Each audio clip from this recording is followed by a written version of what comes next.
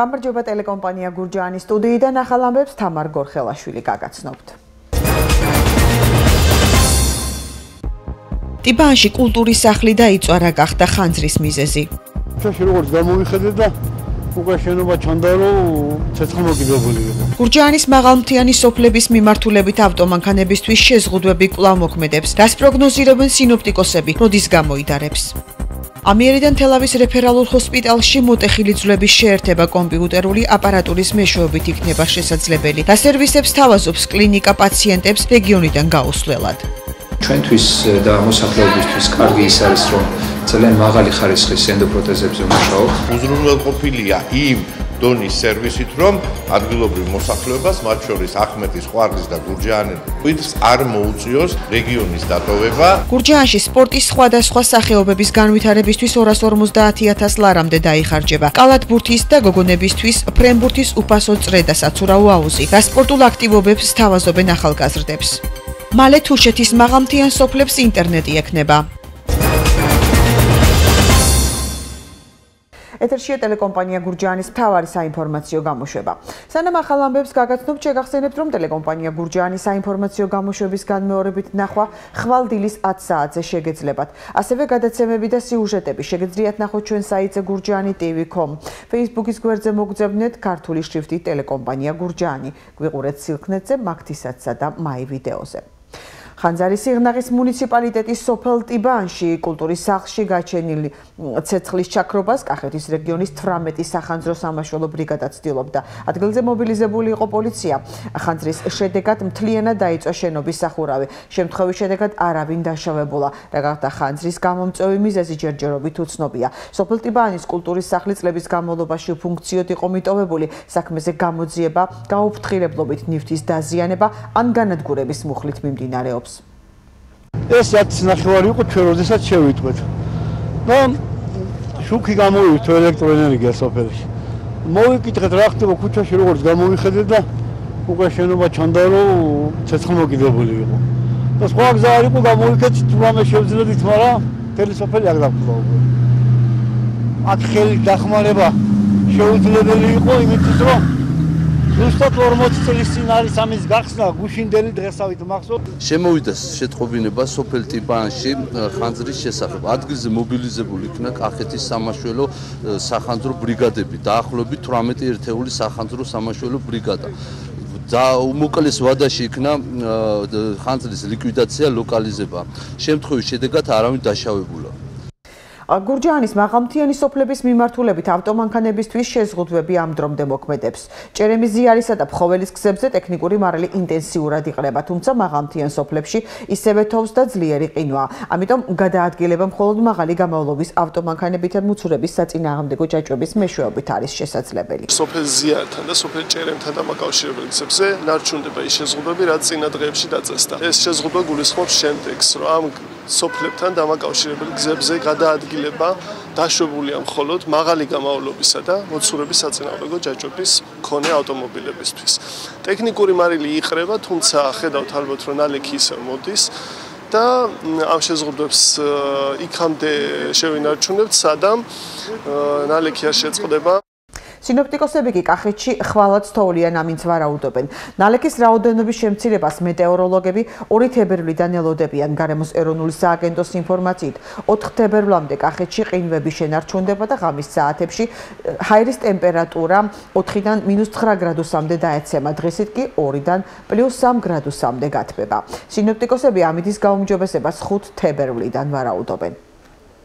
შესაძლებელია აი ეს 3 თებერვლის ჩათვლით კახეთში ყინვა რყეობის ეს 4-დან 9 გრადუსამდე და დღის ტემპერატურა დაახლოებით -2 +3. ითხოვეს ამ საღამოს ხვალად და ორში ცალკეულ აი კახეთის ზოგიერთ რაიონში შეიძლება დარჩეს.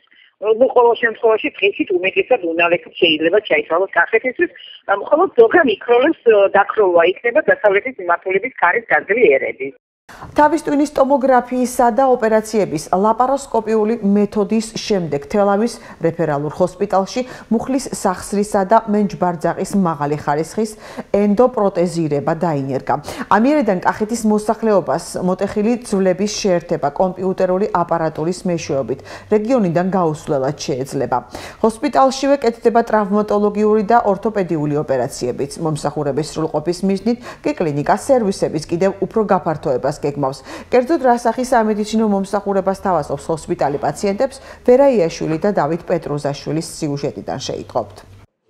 მუხლის სახსრისა და მენჯბარძაყის მაღალი ხარისხის ენდოპროტეზირება, მოტეხილ ძვლებზე 24 საათის განმავლობაში ამბულატორიული ჩარევა და ოსტეოსინთეზი, ანუ მოტეხილი ძვლების თანამედროვე კომპიუტერული აპარატურის საშუალებით ქირურგიული შეერთება. ეს სერვისები თელავის რეფერალურ ჰოსპიტალში პაციენტებისთვის უკვე ხელმისაწვდომია. სრული ტრავმატოლოგიური და ორთოპედიული ოპერაციები ექიმ ზურაბ ამისულაშვილის ხელმძღვანელობით თელავის რაიონში მხოლოდ ამ საავადმყოფოში ტარდება. ჩვენ ვაკეთებთ სხვადასხვა ოპერაციებს ძვლებზე, სახსრებზე. სახსრების შეცვლა ხდება უფრო მეტად დღესდღეობით, რაც არის მსოფლიოში მოწოდებული სახსრების ართროზის შემთხვევაში, შორსასრულ შემთხვევაში არის რეკომენდირებული სახსრების შეცვლა. ჩვენთვის და მოსახლეობისთვის კარგი ის არის, რომ ძალიან მაღალი ხარისხის ენდოპროტეზებზე ვმუშაობ. შესაბამისად ჩვენთვის არის მნიშვნელოვანი ხარისხი და რასაც ნამდვილად ვახცევთ. უახლოეს თვეებში კი ტრავმატოლოგიურ განყოფილებაში რეგიონისთვის ინოვაციური მეთოდი ართროსკოპიული მომსახურებას დაინერგება, რომელიც ვიდეოკამერის საშუალებით სახსრების დათვალიერებას და საჭირო პროცედურების ჩატარებას გულისხმობს. კერძოდ ეს რას ნიშნავს? სახსრების მკურნალობა ართროსკოპიის საშუალებით. უფრო მეტად ხდება მენისკების დაზიანება სპორტულად აქტიურ მოსახლეობაში, როდესაც ხდება მენისკების ამოკვეთა, ასევე ჯვარედინი ოგების აღდგენა, ასევე ართროზული სახსრების დათვალიერება. ეს დიდი ინოვაცია იქნება მთელი კახეთის რეგიონისთვის, რადგანაც ჯერჯერობით კახეთის რეგიონში ეს არსად არ ტარდება. თელავის რეფერალური ჰოსპიტალის დირექტორი ზაზა კოპლატაძე სამომავლო ტრავმატოლოგიურ ორთოპედიულ მიმართულებებთან ერთად საავადმყოფოში სხვა ინოვაციური სერვისების დანერგვასაც გეგმავს. ზუსტად ტრავმატოლოგიური სერვისი თელავის რეფერალურ ჰოსპიტალში წარმოადგენს თელავის და მის გარშემო არსებული მოსახლეობის იმ საჭირო და აუცილებელ დახმარებას და უზრუნველყოფილია იმ დონის სერვისით, რომ ადგილობრივ მოსახლეობას, მათ შორის ახმეტის, ყვარლის და გურჯაანის არ მოუწიოს აღნიშნული სერვისისთვის რეგიონის დატოვება და დედაქალაქში გამგზავრება. თელავის რეფერალური ჰოსპიტალის კვალიფიციური ექიმები 2011 წლიდან ახმეტის, ყვარლის, თელავისა და გურჯაანის მოსახლეობას ადგილზე სთავაზობენ მაღალ ტექნოლოგიური აპარატურით სამედიცინო მომსახურებას. გურჯაანში სპორტის სხვადასხვა სახეობების განვითარებისთვის 259,000 ლარი დაიხარჯება. გურჯაანის სპორტულ გაერთიანებაში უკვე ფუნქციონირებს კალათბურთის და გოგონებისთვის ფრენბურთის წრე.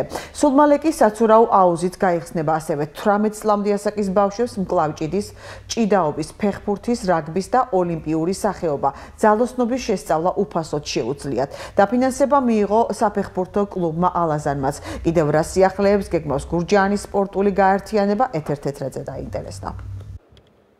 ცურვის, კალათბურთის და გოგონებისთვის ფრენბურთის წრე გურჯაანში სპორტულმა გაერთიანებამ ახალი წელი სწორედ ამ სიახლეებით დაიწყო. გაერთიანებაში 18 წლამდე ასაკის ბავშვებს საშუალება აქვთ სრულიად უფასოდ შეისწავლონ მკლავჭიდი, ჭიდაობა, ფეხბურთი, რაგბი და ოლიმპიური სახეობა ძალოსნობა. სპორტული გაერთიანების ხელმძღვანელის ინფორმაციით, წელს სპორტის ამ სახეობების განვითარებისთვის ბევრი სიახლეები აქვთ დაგეგმილი.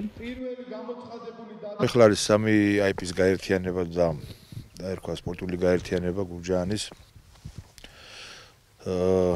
სახეობები გვაქვს ბევრი, კრივი, ჭიდაობა, რეგბი, ქალთა ფრენბურთი და მიემატება ეხლა ცურვის გაკვეთილებიც რა. არის ყველა უფასო, ყველა წრე და მოემსახურება გურჯაანის ახალგაზრდებს. გურჯაანის გამგეობამ წელს 3 IP-ის ნაცვლად ერთი სპორტული გაერთიანება ჩამოაყალიბა და 259,000 ლარი გამოყო. პრიორიტეტი არის სპორტის განვითარება ჩვენთვის, ამიტომ მოხდა აიპების ოპტიმიზაცია, შეიქმნა ერთი სპორტული გაერთიანება, გამოყოფილი არის 259,000 ლარი. ძალიან მნიშვნელოვანია ყველასთვის და მით უმეტეს ჩვენთვის და ჩვენი რაიონისთვის არის პრიორიტეტი სპორტის განვითარება. რომ ბავშვები არ იყვნენ ქუჩაში, დაკავდნენ სპორტით, ჯანსაღი ცხოვრების წესით და ასე შემდეგ. რაც შეეხება საფეხბურთო კლუბ ალაზანს, მათ გურჯაანის მუნიციპალიტეტმა სუბსიდიის სახით 20,000 ლარი გამოუყო. ის მთლიანად ბავშვებისთვის ფეხბურთის შესწავლას მოხმარდება. სულ მალე თუშეთს ინტერნეტი ექნება სამუშაოები მაისის ბოლოს დაიწყება და სავარაუდოდ 10 ივლისიდან 20-მდე სოფელს მათ შორის დართლოს, დიკლოს, შენაქოს, ომალოს, ზემოომალოს, ბოჭორნას, ხახაბოს, დანოს, დოჭუს, ბეღელას, ჟველურთას, ვერხოვანს და კოკლათას ინტერნეტი ექნება. პროექტ საერთაშორისო დონორი ორგანიზაცია ინტერნეტ საზოგადოება აფინანსებს. პირველ ეტაპზე ინტერნეტს 80-მდე აბონენტი, მათ შორის 48 საოჯახო სასტუმრო მიიღებს. სამომავლოდ კი თუ მოთხოვნა იქნება, ქსელი უფრო გაფართოვდება. რაც შეეხება მომსახურების ფასს, მინიმალური იქნება. ქსელს ოპერირებას არაკომერციული ორგანიზაცია თუშეთის განვითარების ფონდი გაუწევს. პანკისის ხეობის სოფელ წინუბანში ახალი საბავშვო ბაღი გაიხსნა. შენობა ორ ჯგუფზეა გათვლილი, მოწესრიგებულია სველი წერტილები და აღჭურვილია ახალი ინვენტარით. პროექტის ფარგლებში ეზოში დამონტაჟდა სადრენაჟო სისტემაც. სამშენებლო სამუშაოებზე რეგიონებში განსახორციელებელი პროექტების ფონდიდან 174,000 ლარი დაიხარჯა. ახალი ბაღი კახეთის გუბერნატორმა ირაკლი ქადაგიშვილმა ადგილობრივი ხელისუფლების წარმომადგენლებთან ერთად გახსნა. წლების განმავლობაში სოფელ წინუბანში სკოლამდელი სააღამზრდელო დაწესებული კერძო სახლში იყო განთავსებული, მას შემდეგ კი რაც მეპატრონემ მისი დაცლა მოისურვა, სოფელი ბაღის გარეშე იყო დარჩენილი. სელფის მოყვარული ჯიხვი ლაგოდეხის ნაკრძალში ფოტო მახემ ჯიხვი დააფიქსირა. მასალას დაცული ტერიტორიების ადმინისტრაცია ავრცელებს. ვიდეოში ჩანს, რომ ცხოველმა ფოტომახეს მიაგნო და მისთვის აქამდე უცნობ საგანს ინტერესით აკვირდება. შეგახსენებთ, რომ ლაგოდეხის დაცულ ტერიტორიებზე ბიომრავალფეროვნების მონიტორინგი ფოტომახეების მეშვეობით მიმდინარეობს. გამოშვებას რეგიონის გარეთ განვითარებული მოვლენებით განვაგრძობთ. საქართველოს პრემიერ-მინისტრი გიორგი კვირიკაშვილი ევროკომისიის სამეზობლო პოლიტიკისა და გაფართოების შესახებ მოლაპარაკებათა საკითხებში გენერალურ დირექტორს ქრისტიან დანიელსონს და საგარეო ქმედებათა ევროპული სამსახურის ევროპისა და ცენტრალური აზიის საკითხებში მმართველ დირექტორს თომას მაირ ჰარტინგს შეხვდა. მხარეებმა საქართველოს ევროკავშირის ასოცირების შეთანხმების ფარგლებში მიმდინარე რეფორმებზე და ევროპის სამეზობლო პოლიტიკაზე ისაუბრეს. შესაძლოა ბავშვთა სამყაროს შენობის ნაწილის დემონტაჟი დაიწყოს. აღნიშნული გადაწყვეტილება მას შემდეგ მიიღეს, რაც შენობა თბილისის მერიისა და სამხარაულის ბიუროს ექსპერტთა ჯგუფებმა დაათვალიერეს. ასევე ცნობილი გახდა, რომ ოქროს ბირჟის საცავებში არსებული ძვირფასი ლითონის ნივთები დაზიანებული არ არის. საცავში ოქროს ბირჟის მოვაჭრეთა შეყვანა და მათი ნივთების გამოტანა მიმდინარეობს. ეგრეთ წოდებული ფარული მოსმენების შესახებ კანონზე მომუშავე ჯგუფი არასამთავრობო ორგანიზაციების გაერთიანება ეშენ გეხებას წევრებმა დატოვეს. მიზეზად ხელისუფლების მიერ შეთავაზებული საკანონმდებლო პაკეტი დაასახელეს, რომელიც ახალი საზედამხედველო ორგანოს შექმნას ითვალისწინებს. საპარლამენტო უმრავლესობაში კი ხელისუფლების გადაწყვეტილებას წინ გადადგმულ ნაბიჯად აფასებენ. ამასთან მიაჩნიათ, რომ მნიშვნელოვანია ახალი სტრუქტურის დამოუკიდებლობის უზრუნველყოფა.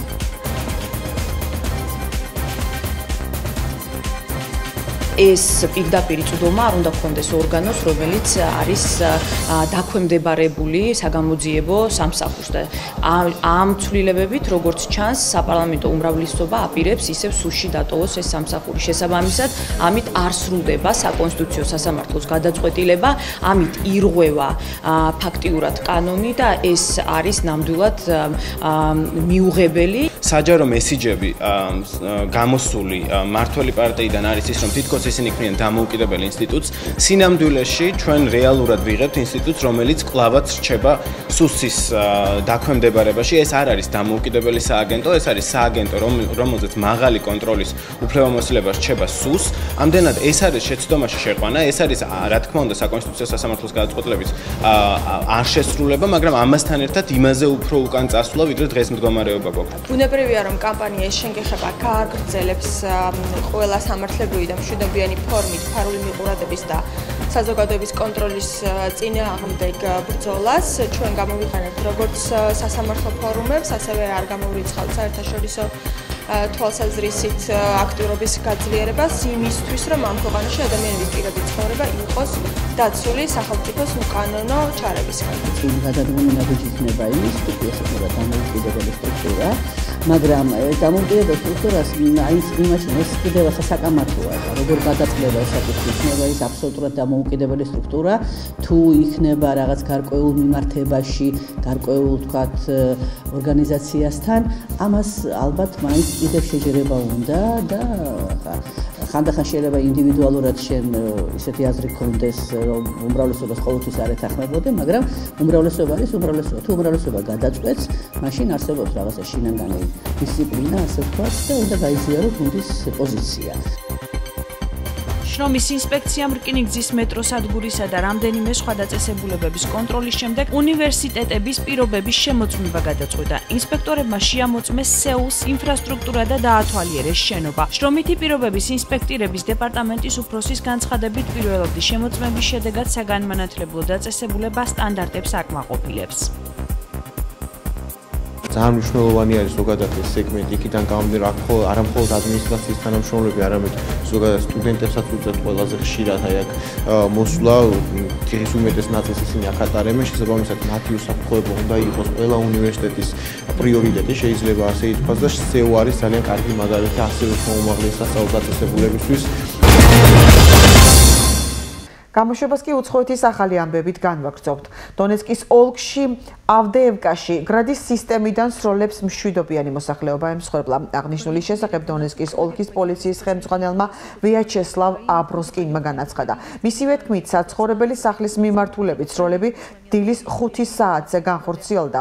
ავდეევკაში საგანგებო სიტუაცია გამოცხადდა და ასევე აღსანიშნავია, რომ ბოლო 24 საათის განმავლობაში ცეცხლის შეწყვეტის რეჟიმი 71 ჯერ დაიღო. აქედან 34 შემთხვევაში ბოევიკები დარტყმებს მინსკის შეთანხმებით აკრძალული შეიარაღებით ახორციელებდნენ. ამერიკის შეერთებული შტატების პრეზიდენტმა დონალდ ტრამპმა ამერიკის შეერთებული შტატების გენერალური პროკურორის მოვალეობის შემსრულებელი სალი იეიტსი იმიგრაციის შესახებ განკარგულების შესრულებაზე უარის თქმის გამო თანამდებობიდან გაათავისუფლა. იუწყება თეთრი სახლი. აღნიშნული გადაწყვეტილების შემდეგ უწყებას დროებით ვირჯინიის შტატის საოლქო პროკურორი დანა ბოენტე გაუძღვება. ვიდრე ამერიკის შეერთებული შტატების სენატი გენერალური პროკურორის თანამდებობაზე ჯეფ სეშნს არ დაამტკიცებს. ქალბატონი იეიტსი ობამას ადმინისტრაციის მიერ დანიშნულია. იგი არ ემხრობა საზღვრების დაცვასთან და არალეგალურ იმიგრაციასთან დაკავშირებულ საკითხებს აღნიშნეს თეთრ სახლში.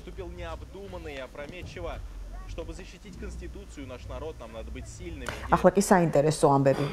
რუსი მამაკაცი, რომელმაც იურისტის კარიერა მიატოვა და მიწისქვეშ კურდღელთან ერთად ცხოვრობს. მე იური ვარ დედამიწის მოქალაქე. ასე გვაცნობს თავს კაცი, რომელმაც იურისტის კარიერა მიატოვა და უკვე 5 წელია კურდღელთან ერთად ცხოვრობს. მას სახლში დიდი ბიბლიოთეკა აქვს მოწყობილი, თავს წიგნების კითხვით ირთობს. მის სახლში ყველაფერია: ელექტროენერგია, კომპიუტერი, ინტერნეტი, გათბობა. როდესაც ქალაქში ცხოვრობ, არ გაქვს შეცდომის დაშვების უფლება, იმიტომ რომ მისი გადაჭრა ძალიან რთულია. აქ მას არანაირი მნიშვნელობა არ აქვს, ამბობს იური და ბედნიერად აგრძელებს ცხოვრებას კურდღლების გარემოცვაში. წარმოგიდგენთ მორიგ ინოვაციას სახელად დუალო, რომელიც როგორც ამბობენ, არის ახალი ტიპის მუსიკალური ინსტრუმენტი ყველასათვის. იდეის ავტორების თქმით, მისი გამოყენების ინსტრუქციაში შემდგომში მდგომარეობს, ის არ საჭიროებს კომპიუტერის გამოყენებას.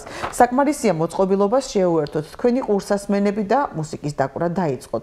დუალო 52 ინსტრუმენტის ხმას აერთიანებს, თუმცა თქვენ ასევე შეგიძლიათ საკუთარი ჟღერადობების დამატება.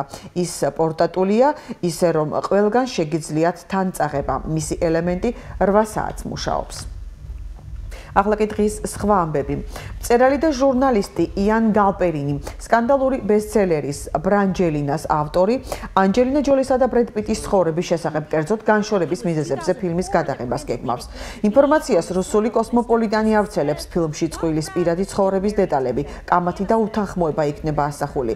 წიგნ ბრანჯელინაში იანმა იწინასწარმეტყველა წყვილის დაშორება, გალპერინის, ანჯელინასა და ბრედის ცხოვრებიდან თითოეულ დეტალს აკვირდებოდა მისმა ჯგუფმა რამდენიმე ექსკლუზიური ვიდეოც მოიპოვა, რომელიც ფილმში იქნება გამოყენებული.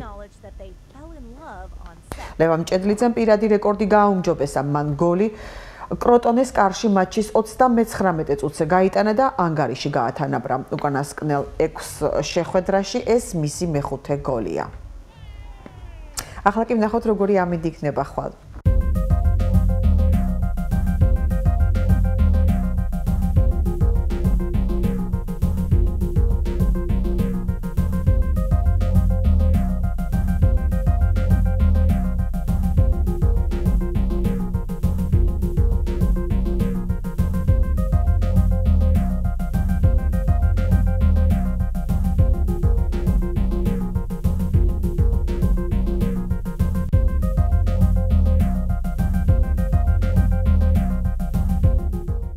ტელეკომპანია გურჯაანის ახალი ამბების განმეორებით ნახვა ხვალ დილის 10 საათზე შეგეძლებათ. გარდა ამისა, ტელეკომპანია გურჯაანის გადაცემები და სიუჟეტები შეგიძლიათ ნახოთ ჩვენ საიტზე gurjani.tv.com. ასევე Facebook-ის გვერდზე მოგძებნეთ ქართული შრიფტით ტელეკომპანია გურჯაანი. გვიყურეთ სილქნეტზე, მაგთისაცსა და მაი ვიდეოზე. ჩვენი დღევანდელი გამოშვება კი დასრულდა, ნახვამდის.